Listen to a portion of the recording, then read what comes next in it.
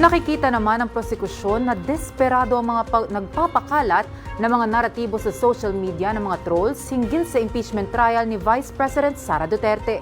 Kaya naman, may paalala sila sa publiko. Si Jap Regala live mula sa Batasang Pambansa. Jap?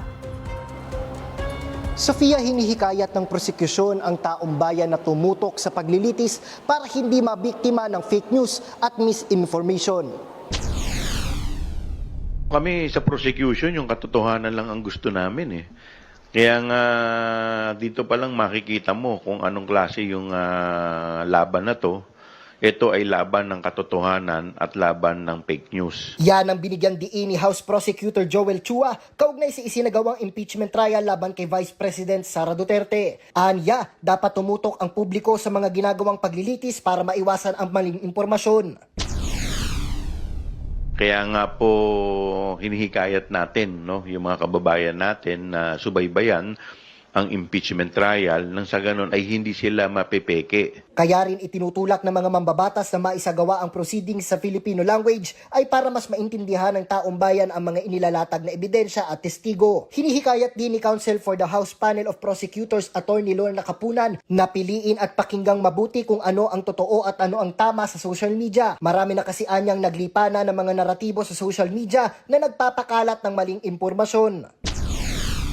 Karapatan po nating lahat ng mga mamamayan na tayo. Meron tayong right to information. Right to information. Information po yan, wag disinformation.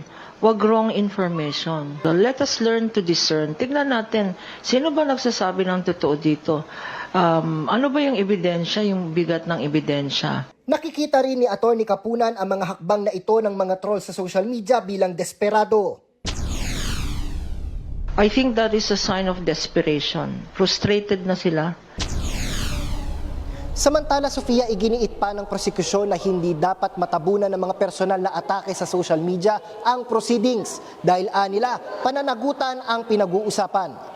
Mula rito sa kamera para sa totoong balita sa Bagong Pilipinas, Jap Regala, Congress News. Ako po si Sofia Potenciano. Para maging updated, manatiling nakatutok sa Congress TV Digital at iba pa naming social media pages.